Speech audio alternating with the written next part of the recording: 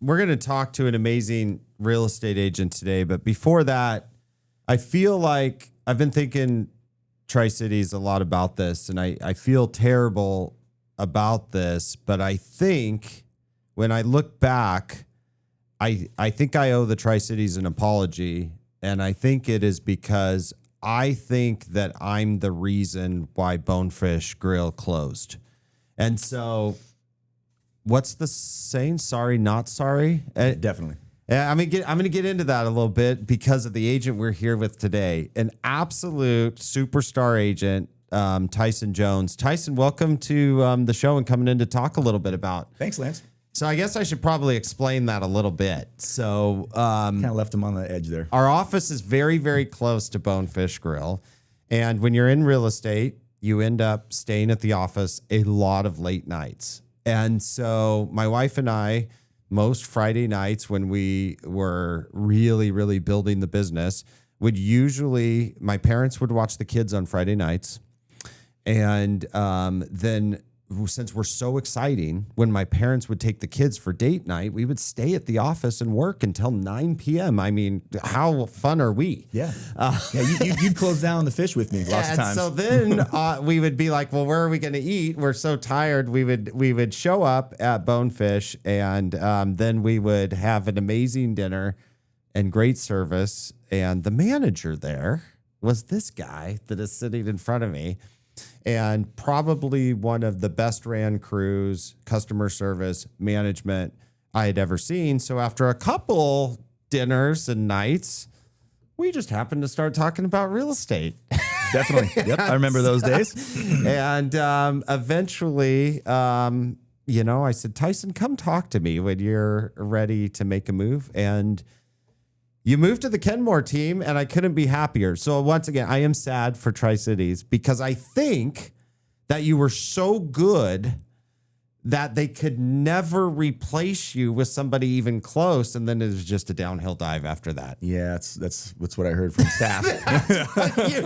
Sorry, we're being a little egotistical. No, being a little egotistical here, right from the beginning. But I think good customer service relates well in almost any industry. And you're just one of those people that you can immediately identify, whether it was in the restaurant business or management, or I saw the way you treated your staff. I saw the way they respected you. Now you do that with clients in the real estate business. I appreciate that. Yeah. Yeah. So it's really awesome to see that. So you've done in a relatively short career, which I'm just saying that because I'm really old. And so you're not as old. And so so where I've been in the business 20 years, but in a relatively short career, which is now coming upon 7 years. Yeah, I think actually it was just, I got my license, so it was 7 years just a couple days ago. Yeah. Okay. 7 years in the business, and you've done already hundreds and hundreds of transactions, which is incredible. If you look back over all of those transactions, do you have a favorite that sticks out? I do have a favorite. It's hard to pick one, right? But out of any of them, I'm going to go with the assumable loan is what I'm going to call it.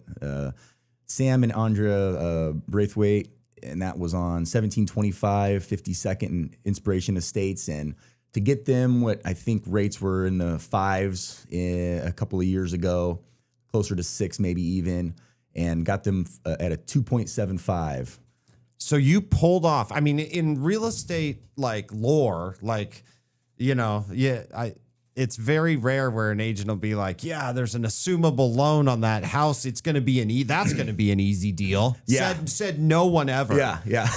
Okay. Pretty much. Yeah. It ended up being I think about a 90 plus 100-day close. Yeah. But you stuck with it. Got everything in order, actually were able to do a purchase with an assumable loan. Yep, exactly. Oh man, that is incredible. And that does feel good because that family has saved thousands and thousands of dollars in interest payments. I didn't do the math, but my guy is very good at what he does. And Sam did. He calculated it's about $1,800 a month. Jeez Louise. Yeah, is what he said. If you're in that house another 20 years, oh man, it adds up. It adds up quickly. Sure. Well, that's awesome. Well, a little bit different than the transaction you remember. And I know like you work with some investors also and some flippers, and your family has deep roots in the real estate business. What is the most unusual property you've ever sold where you're just like, you look back and you're like, God, I sold that? I've got one that definitely sticks out, and you're gonna have to help me with the verbiage on what you'd even call it. But do you remember Ridgecrest in Benton City, where it's like underground most of it? Yeah. Oh my gosh. Oh, people are gonna eat us up on the podcast about this. They're gonna say you're in the business and you don't know. Remember. Yeah. I want to say I'm gonna say I'm gonna get it wrong. An earth berm house. Okay. Like where the dirt is bermed up on the sides. Yeah, so you walk up onto the roof. So 3 sides of the house are built into the earth. Super, super energy efficient. But yeah, we don't see a lot of those.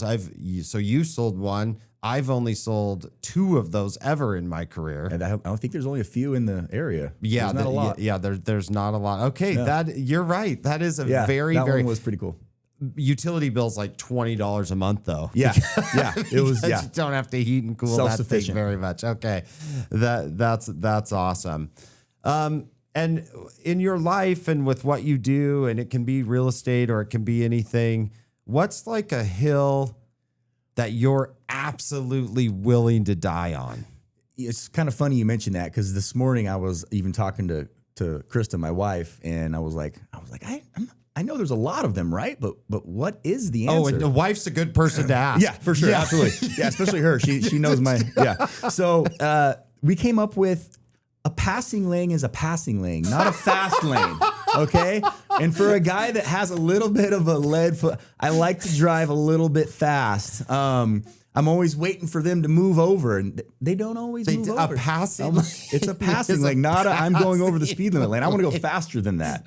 Okay. That is incredible. And when I think about it, I'm right there with you on that one. Oh my gosh, that's a really good one. Yeah, and you're a real estate agent. You got showings to get to, you got houses to look at. You're zooming. Yeah. Okay.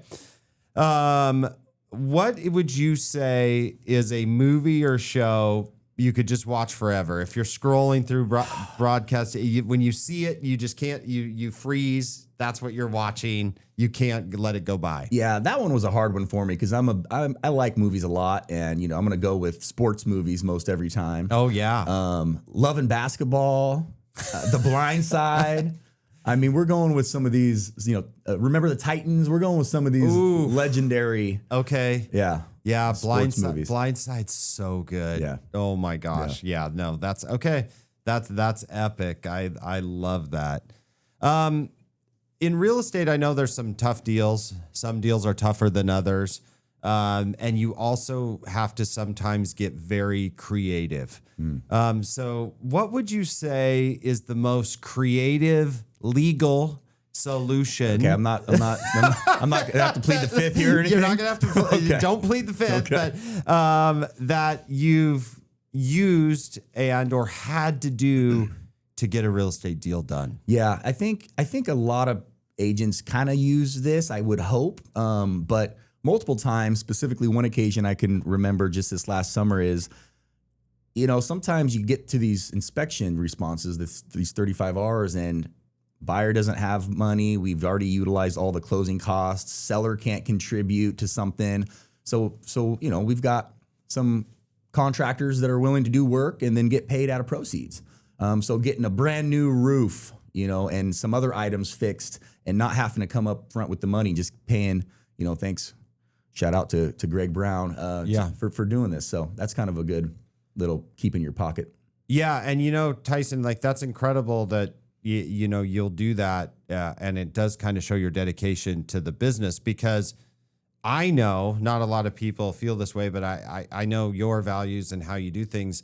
Like if something happens in that transaction, you're on the hook for it. Yeah. Because you've known Greg and all of these guys and A&A and some of these, we've got a long list but we're in this community for 20, 30, 40 years. Reputation like I'm not going anywhere. You're not going anywhere.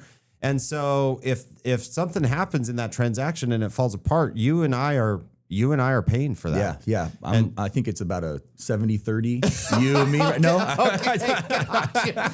And so, so that is very creative though. And not a lot of people have an agent that's willing to put that on the line to finish a deal. So, man, fantastic for your clients. And so that's just an awesome service that you do for your clients. Yeah. Thanks for letting me. Well, thanks for always being so awesome. Even though I would trade bonefish for you any day of the week. Yeah, I'm happy to be here. Love it. So Never I'm leaving. glad you're in this real estate industry, and thanks for being on the show and helping all the amazing clients that you help in this community. Thanks, Lance. Except for my phone went off. It's this guy bringing a phone to a. Hey, that's just good real estate. That's just solid business there.